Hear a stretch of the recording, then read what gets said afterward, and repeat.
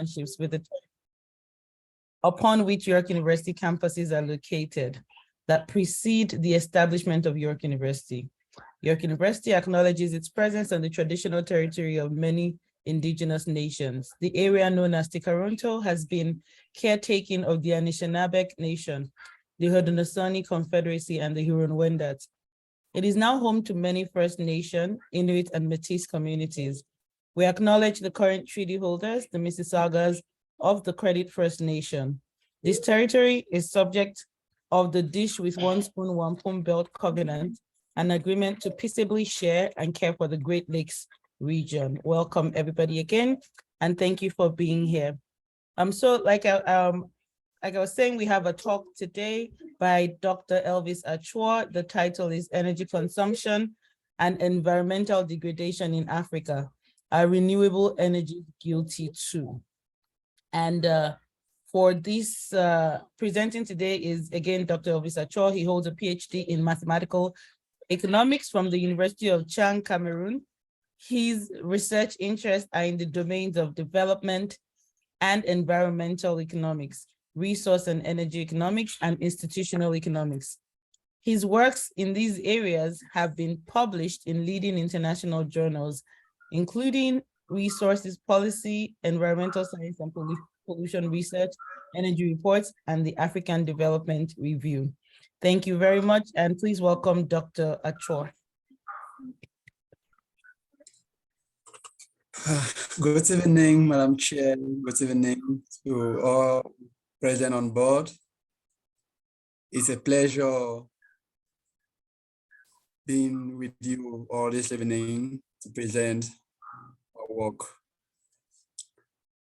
I think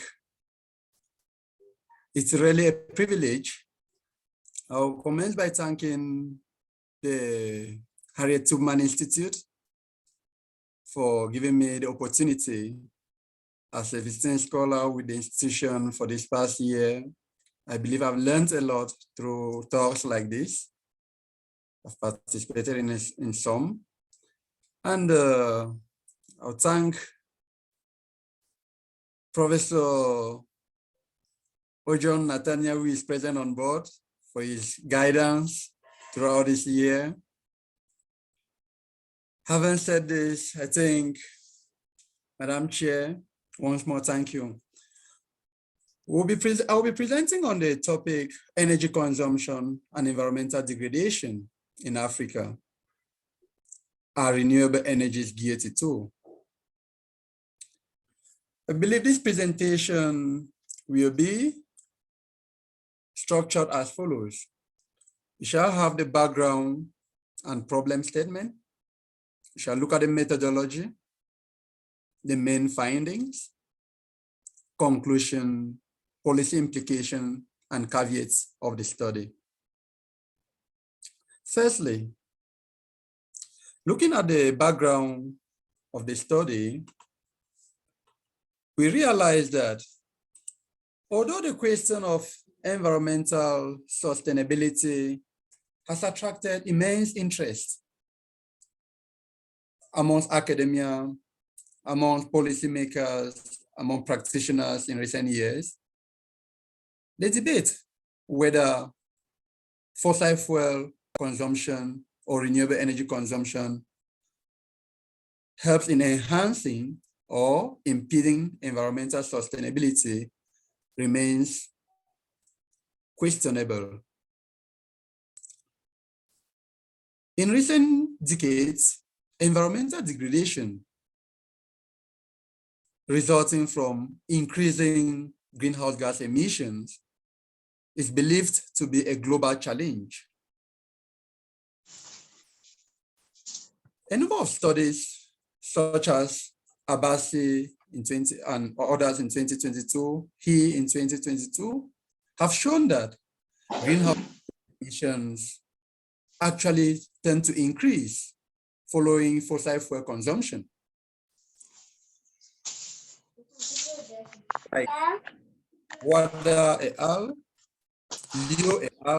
In 2022, who actually showed that renewable energy consumption has a mitigating effect on environmental degradation. From the views by these authors and others that we've explored in the literature review, it is believed that if renewable energy sources are not sought, then environmental quality is likely to worsen in the next few years.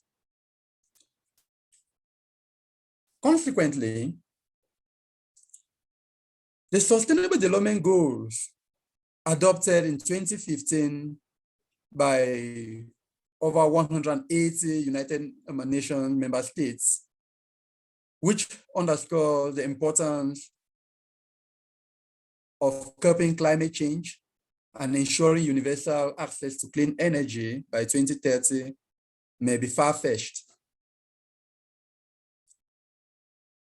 Irrespective of the proven environmental benefits of renewable energy consumption, its adoption has, however, been limited, especially in the African context, where African nations continue to rely on fossil fuel consumption. Nevertheless, several studies have shown that the continuous reliance by African nations on fossil fuel is due to their financial situations. Most African nations fall under the low-income countries, which makes it very difficult for them to afford the very expensive renewable energy sources for their economic advances.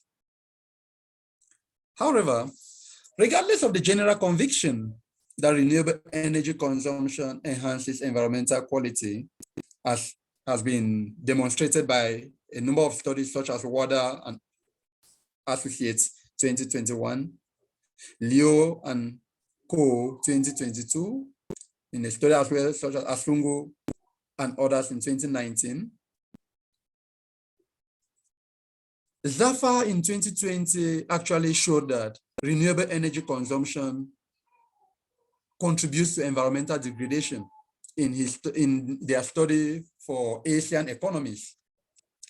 A similar result to that of ZAFA in the context of oil-producing countries in Africa has been found by Ina and Co in 2020, who actually showed that renewable energy consumption can be environment unfriendly. From these perceptions of various studies, we actually believe that there is yet no consensus because the debate still keeps on.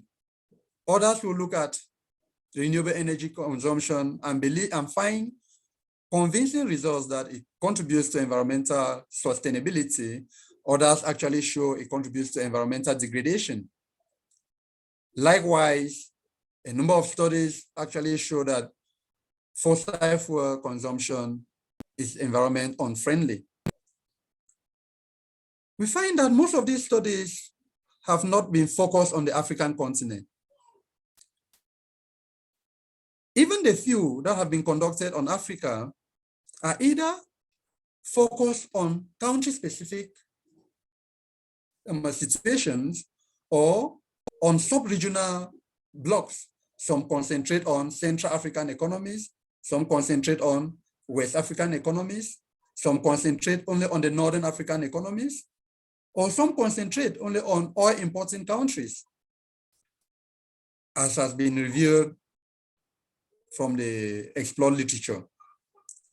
From these views, we believe this study is worthwhile because it actually fills an important gap in literature.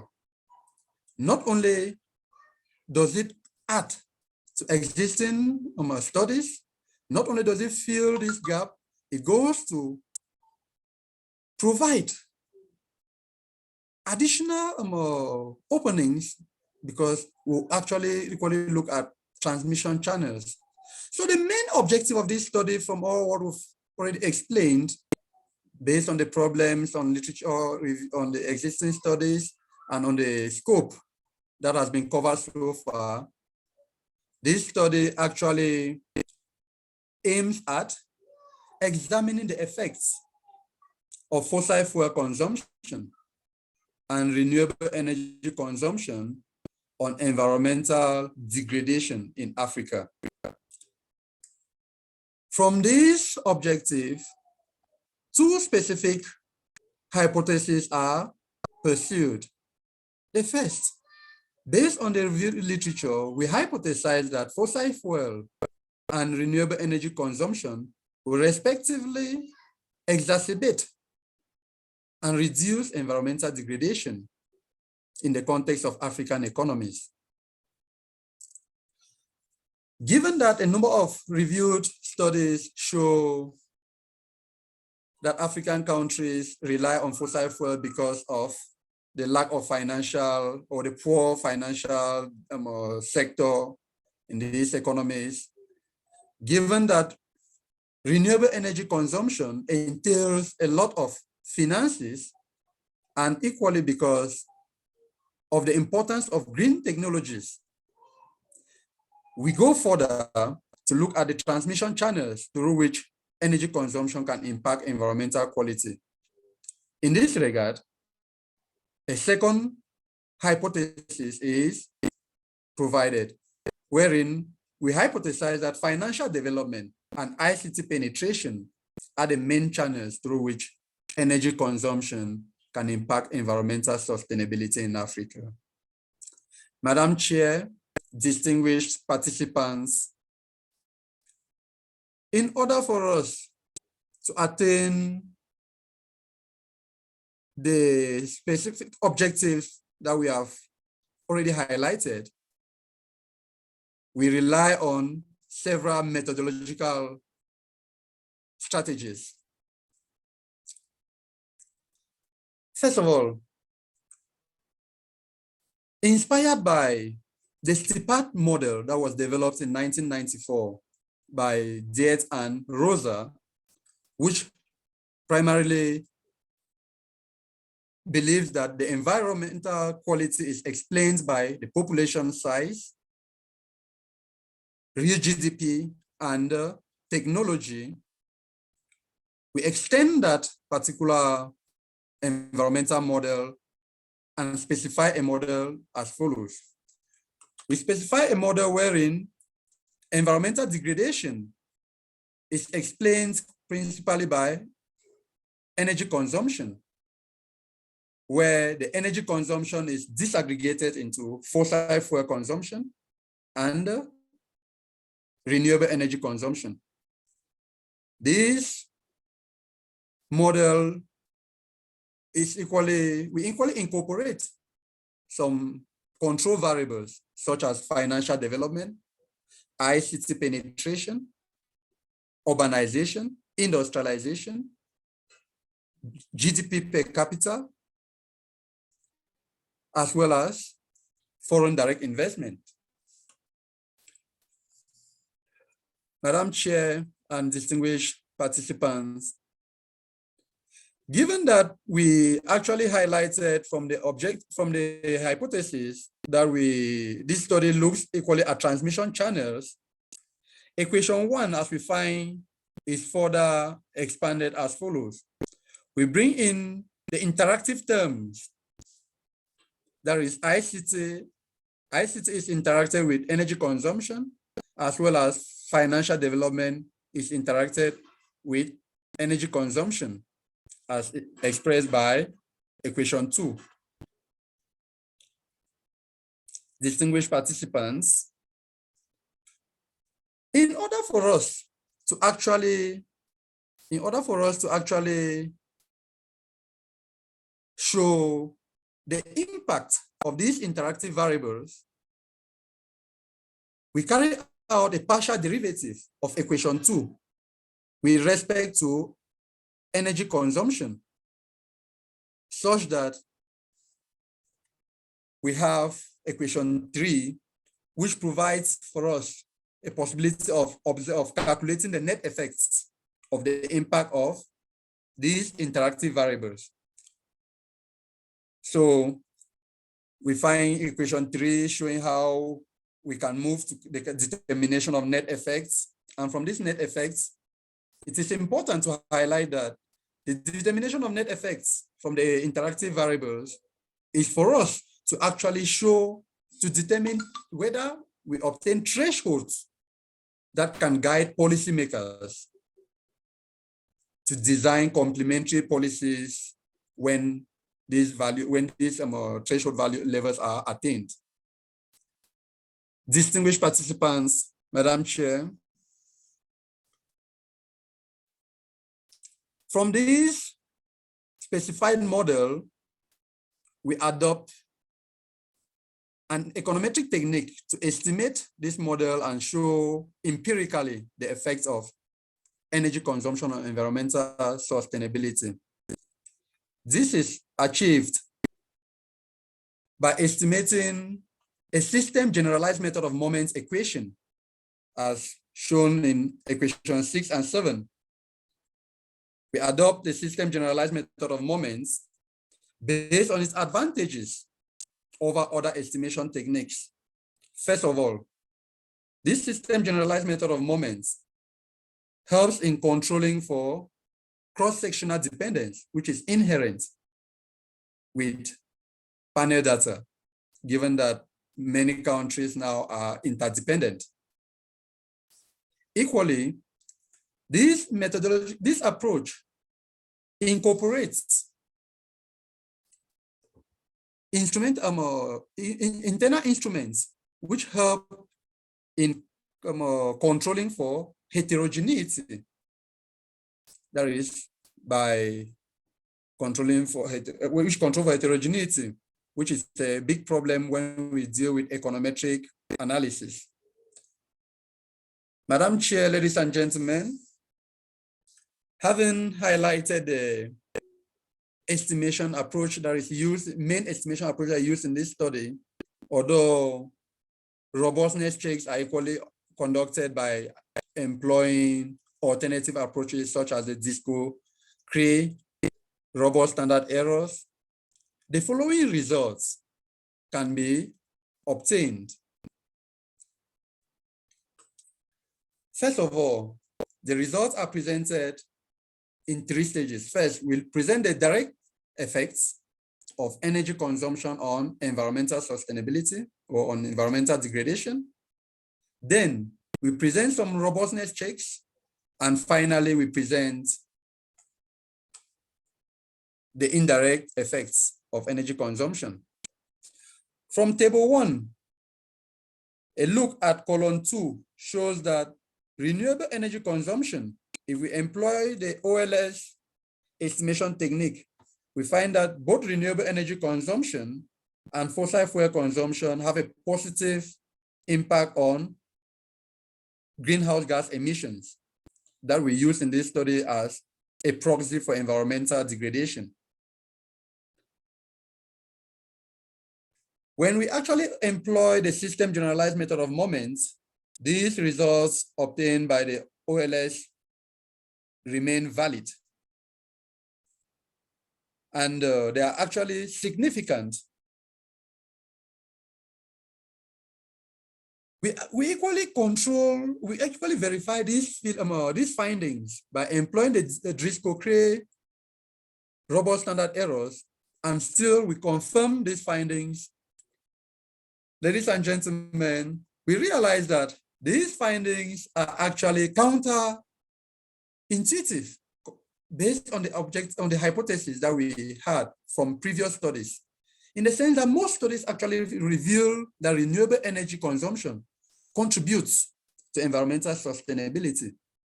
In the context of African economies, we see that this is the reverse. Why then do we think renewable energy is equally guilty?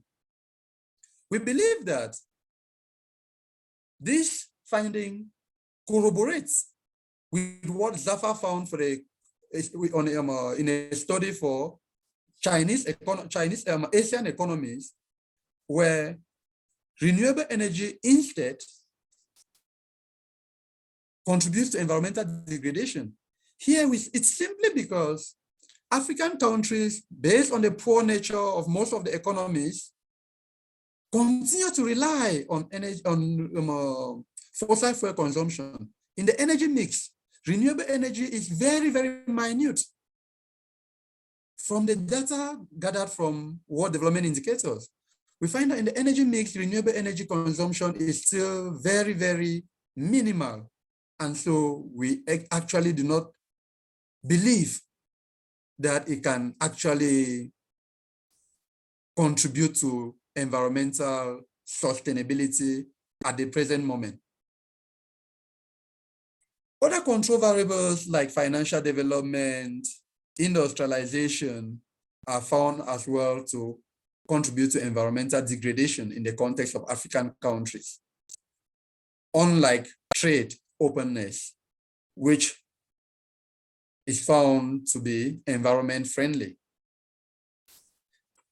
Madam Chair, ladies and gentlemen,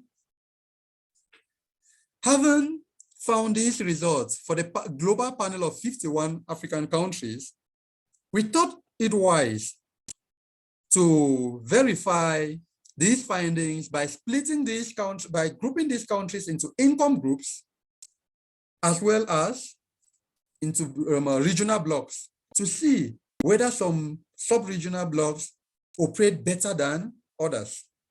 And these results are shown on table 2. From this table, we realize that renewable energy consumption and fossil fuel consumption continue to degrade the environmental quality in the context of ECCAS member states and South African development community. Why the impact is insignificant in the case of Northern African and Eastern African countries. In the context of East African, in the context of the economic community of Central African states, we find that renewable energy consumption actually contributes to environmental sustainability. It is only in this particular sub-region that we realize that renewable energy is environment friendly. Why do we think this is the case? It is obvious that this particular sub-region comprises most oil-producing countries in Africa. And in this sub-region, Equatorial Guinea, which is considered as a high-income economy, falls into this particular sub-region, and the effects of other countries with low incomes might be overlooked. Distinguished ladies and gentlemen, we further verify the robustness of our results by splitting these economies into income groups. And the findings reveal that unlike upper middle income countries, energy consumption, both renewable and fossil fuel, continue to degrade the environment. It is true that these results corroborate extant studies. For example, the findings for low-income countries and low-middle-income countries is consistent with a recent study by Nathaniel and co, who actually showed that renewable energy, who actually showed that fossil fuel consumption is environment unfriendly in the context of sub-Saharan African economies.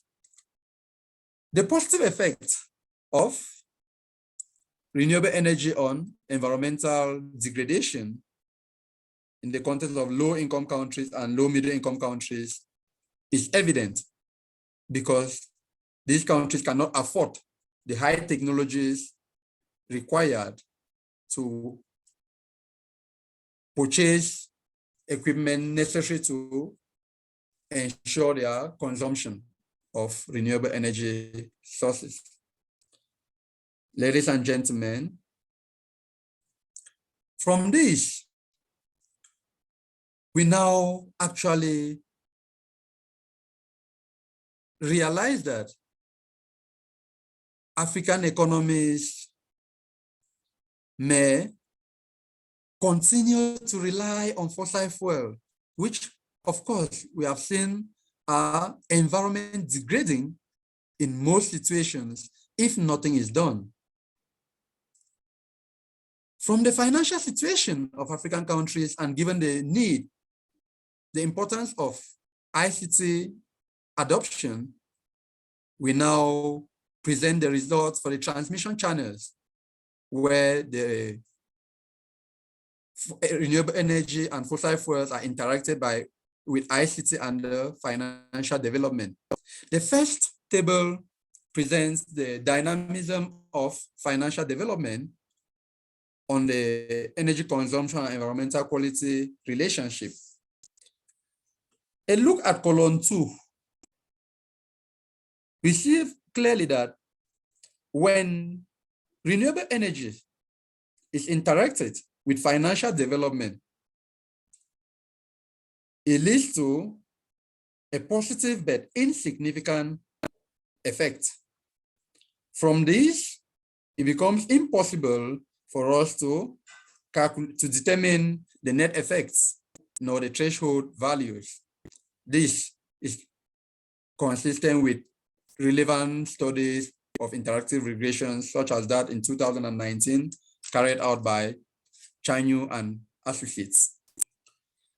When financial development, on the other hand, is interacted with fossil fuels, as evident on column 3, we realize that it leads to a negative and significant relationship. This, from interactive regressions, makes it possible for us to determine the net effects. Consequently, following relevant econometric formulae on the determination of net effects, we calculate the value and we obtain a positive net effect of 0.04. This net effect shows that although the interaction of financial development and fossil fuel leads to environmental sustainability, the positive effect of fossil fuels overshadows that negative effect until a threshold value of 203.265 of financial development is obtained. This is of prime importance for policymakers, this threshold of 203.265 of financial development. It means that African governments should be very vigilant to ensure that financial development is enhanced.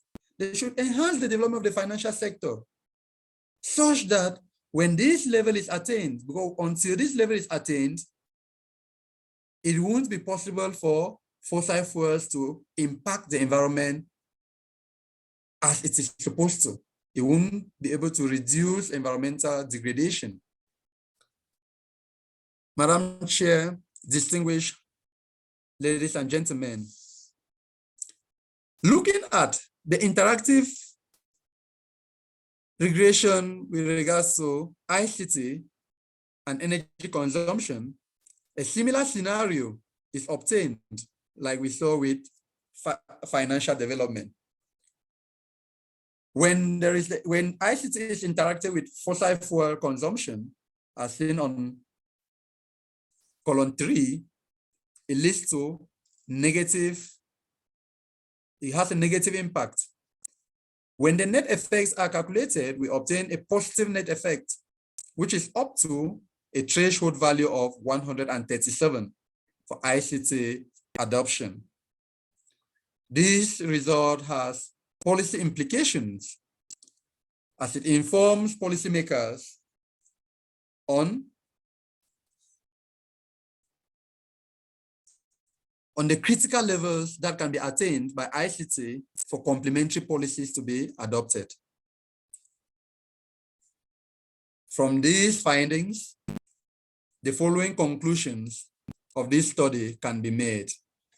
Firstly, we conclude that the effects of fossil fuel and renewable energy consumption on environmental degradation in Africa are very, very disappointing. We realize that renewable energy consumption, instead of contributing to environmental degradation, instead of contributing to environmental sustainability, bring about environmental degradation, which is really counterintuitive. The question now is, what is expected to be done of the African countries? Next, we conclude that the environmental, from the interactive regressions, we conclude that positive net effects of 0.04 and 0.07 are obtained for financial development and ICT adoption. These positive net effects are nullified beyond threshold values of 203 and 137. This is of prime importance to policymakers in Africa. Therefore, a few policy implications can be drawn from our findings. First, African countries should develop sound financial systems and encourage the use of green technologies. Secondly, policymakers should be aware of the critical levels of financial development and ICT adoption, beyond which complementary policies are required for non-renewable energy consumption to maintain a negative impact on environmental degradation. Moreover, research could be conducted to explore additional modulating variables through which environmental quality is impacted by energy consumption. Furthermore, research could be confined to individual country-specific studies, since this will enable policymakers across African countries to design broad and sound macroeconomic policies to curb environmental challenges on the basis of country specificities. Distinguished ladies and gentlemen, Madam Chair, it is here that I come to the end of my presentation, and thank you all for your keen attention. Thank you very much, Dr. Achuo. Thank you, thank you, thank you. So now we're going to have a quick question and answer / comment session. So how we're going to do it, if your cameras are up, you can put your hand and I'll see you. Otherwise, you can electronically raise your hand if you have a question or a comment, and then I will call you.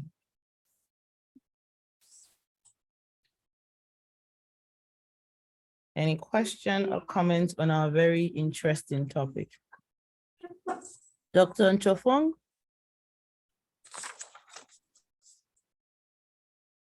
Yeah, good evening. Good evening, Mr. Chufon. Yeah, thank you, Dr. Elvis, for that interesting piece of presentation. It's a timely topic, especially for the African continent, given that at the time where the world at large is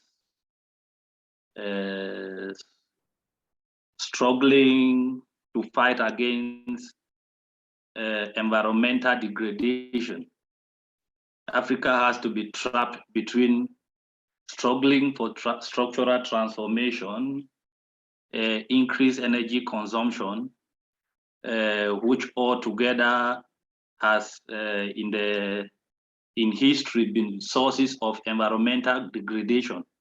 So how do Africa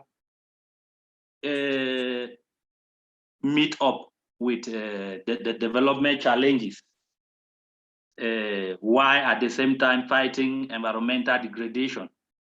That is the situation where the continent actually finds itself. And I believe the study will go a long way in actually designing policies in meeting this great challenge.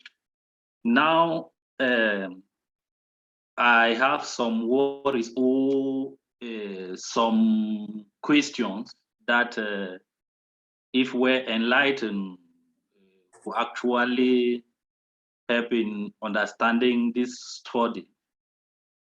The first thing is, when I look at the result, on one hand,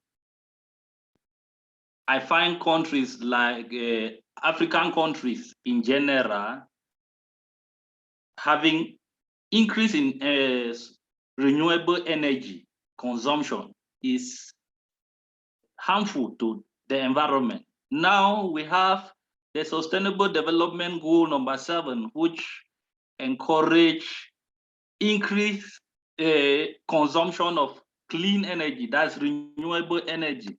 Now, how do you advise policymakers that this energy consumption, which is encouraged by the international organization, which is a drive by every government around the world, is rather environmental degrading?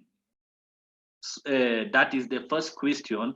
Now, when we look at the regional grouping, we realize that ECCAS and some other regions, the result is maintained like that of the whole continent. For ECCAS, it shows that increase in renewable energy consumption is environmental enhancing. Now, when we look at the result based on the level of income, we have seen that across all the income groups, consumption of renewable energy is harmful to the environment. How do you advise policymakers in countries found in ECCAS, which consumption of renewable energy is environmental friendly, and at the same time who are found in the low and middle income countries, which is rather consumption of renewable energy in those group of countries are environmental degrading? You see, they find themselves in, when it comes to the level of income, the result is different from that same country, which when considered in terms of regional grouping, it is rather the opposite. So how do which way should policymakers go in this group of countries? Thank you. Thank you very much, Mr. Achuo, for those interesting remarks. Madam Chair, with your permission, can I go ahead to clarify some of these worries? Okay, thank you. To begin with, Mr. Achuo, with the first worry, asking how policymakers can view a situation that renewable energy is actually counterintuitive, given that Sustainable Goal number 7 actually advocates for clean energy consumption. I believe here it is true that all the countries in the world, and Africa inclusive, are striving for the use of clean energy. The only problem with the African countries at the present moment is the fact that renewable energy consumption in the energy mix is still very, very low. So much so that we yet cannot afford,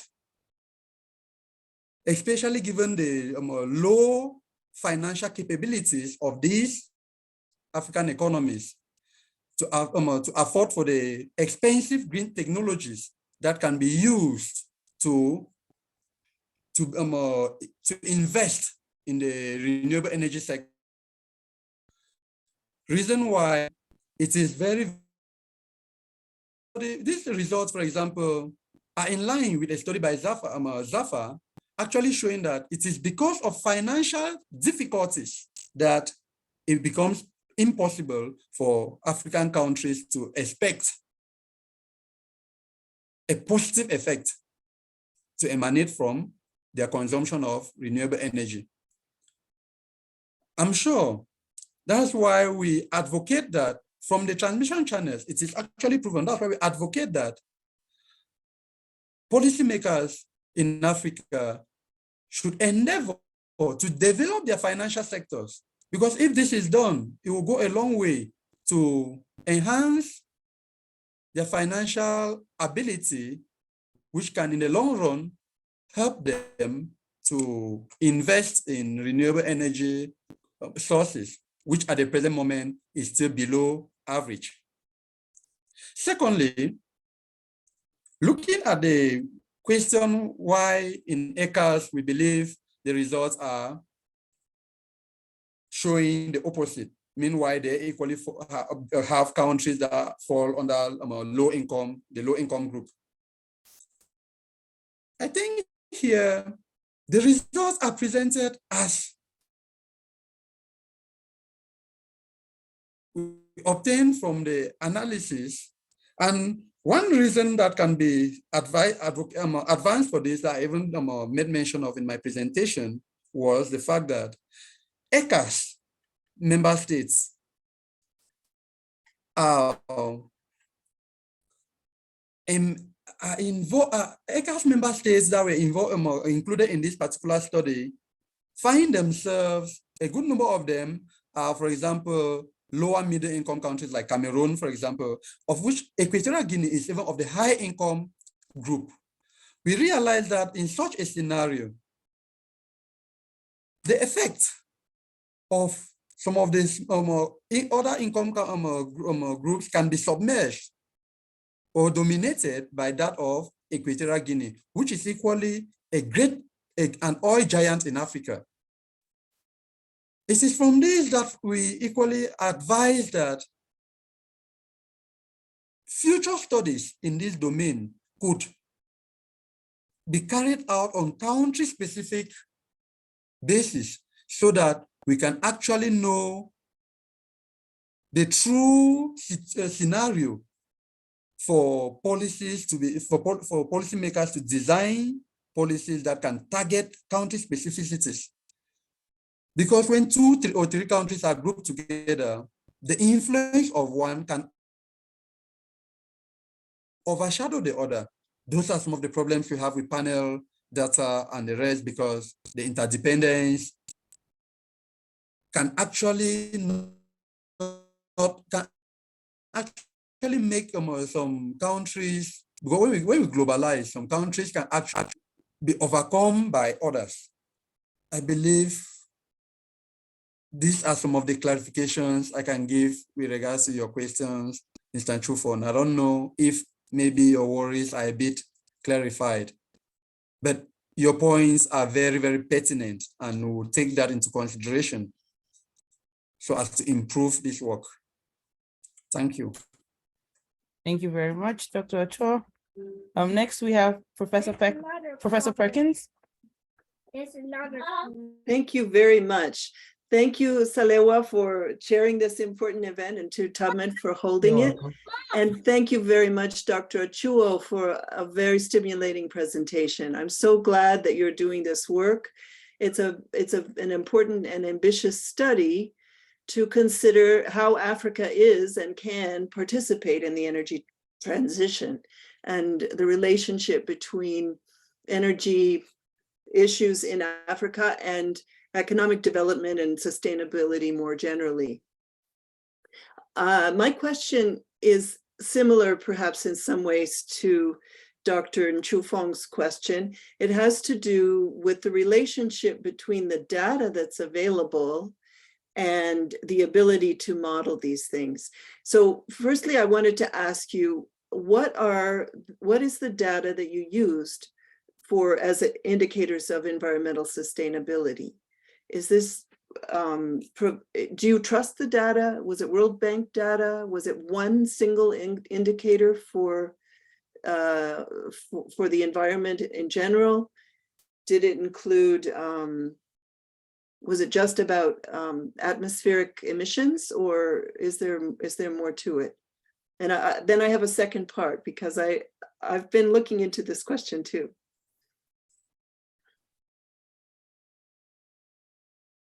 Dr. Achuo?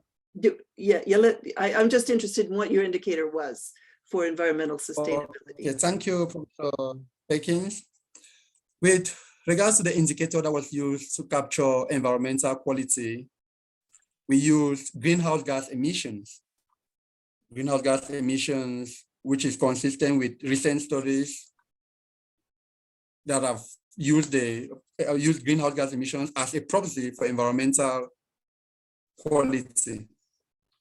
A study like Achuo and Co 2022 shows that greenhouse gas emissions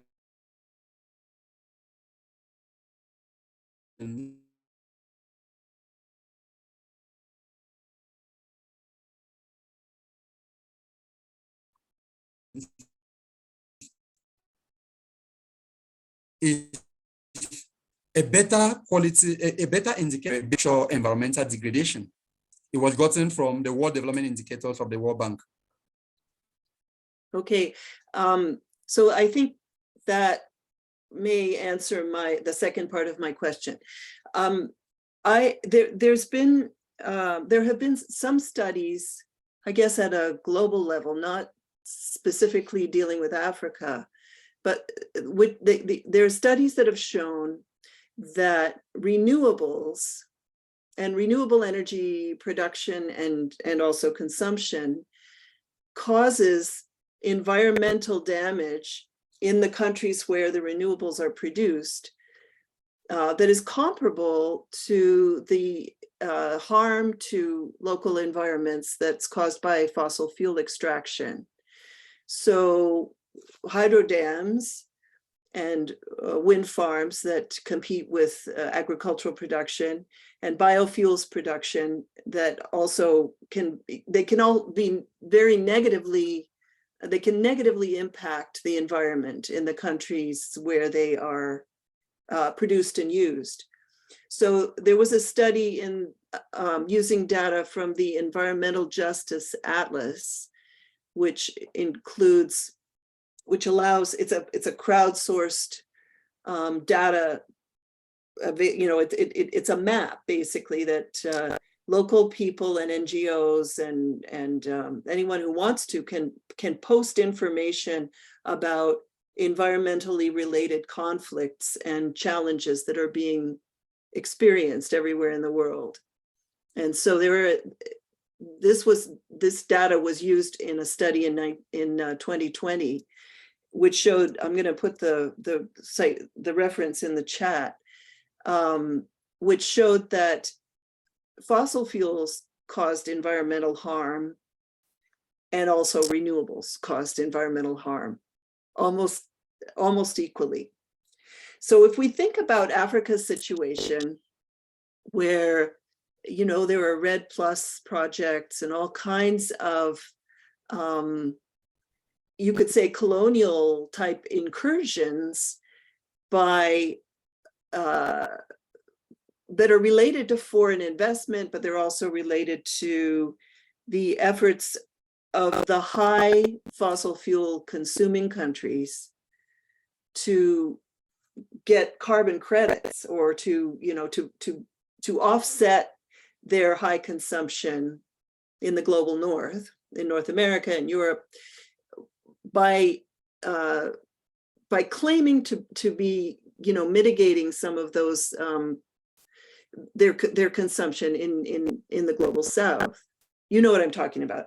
There are many things going on here that don't have to do specifically with the energy decisions that are made by African countries for how to meet their own energy needs. And I would just like to hear your comments about this. I think it also relates to what Dr. Chufeng was asking. What should policymakers do? How can you juggle all these factors that are part of this question about how Africa is participating and can participate in the energy transition? Since you're an expert on this, I'm very interested in your comments. Thank you. Thank you, Professor Ekins. I believe you have highlighted very key issues regarding the energy transition that the world actually looks forward to. In the context of Africa, we believe that from the recommendations that have been made, we've said African countries should do everything possible to develop their financial sector, that in the long run, they'll be able to provide the finances needed to invest in renewable energies. First of all, when we look at the global north, when they come in to invest in Africa, that one though was not really a concern of this particular study. When we look at the pollution haven hypothesis, wherein they import, African countries most often than not import dirty technology in such a way that the West domes, they claim that they are contributing to Africa's development, whereas they bring in the industries that are high polluters of the environment and bring to Africa, because in Africa there are yet most countries do not have taxes that actually target environmental challenges. So some of those aspects are the challenges faced by African countries. And since they actually need the finances, they're in dire need of finances for their macroeconomic objectives to be attained, they have no choice than to accept what is brought in from the Western world.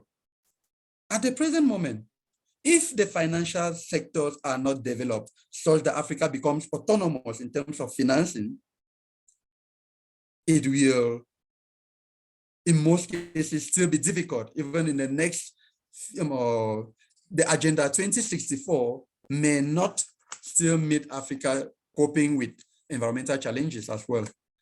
Because we are already a few years to 2030. The SDG 7 of clean energy may not be attained in Africa. That one, it is something which is far-fetched if the trend continues as it is. Most of those aspects evolve around the financial aspect, the finance. Reason why even green technologies, for Africans to invest in ICT, like we've seen as a main transmission channels, for Africa to invest in ICTs, what do they need? They need finances. For Africa to actually concentrate on other aspects of life, it needs finances. So it is a great challenge to the African policymakers. It is a great challenge. And I believe it will be of prime importance if, for example, African governments go a long way to adopt environmental restraints such that only industries that are believed to be less polluters of the environment, so they should be selective. In fact, African countries should be selective in the foreign direct investment or in the foreign aid they accept.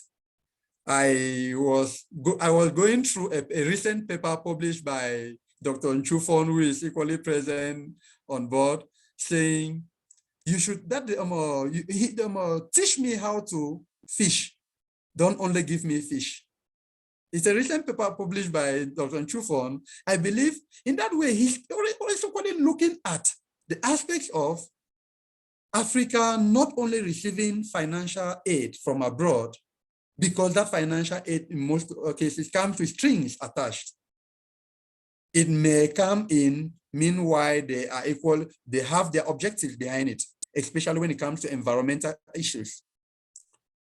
So I think, Professor, this is what I think at the moment I can maybe provide as a response to your preoccupations, but I've actually noted the questions that are very pertinent. Want to ponder over them and see how to improve the quality of this work based on such comments. Thank you very much. Thank you very much, Dr. Achuo. Do we have any other questions, please? Or comments? Any other questions or comments?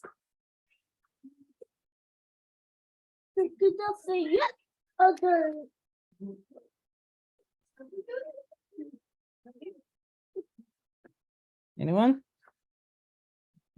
Before we round up, is there anyone else who wants to ask a question or give a comment? Okay, doesn't look like we have any other ones.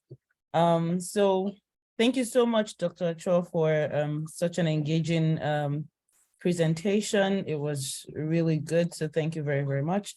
On behalf of everyone at the Tubman Institute, we say thank you for coming to give us your talk. And just as a reminder, because we're going to be doing a lot of that till we start, the Harriet Tubman Institute is starting its own, her own peer-reviewed journal. Yay! And so, wow. Great. And so we encourage you to put us in mind when you are writing an article for like the journal entry. Think of us as a safe space to review and hopefully publish your journal. So please put that in mind. Let's see, anything else? Thank you so much again, everyone, for coming. Thank you very much. And I hope you have a lovely rest of the day. And for those in another time zone, good night. Good night. Bye. Thank you. Thank you. Bye-bye.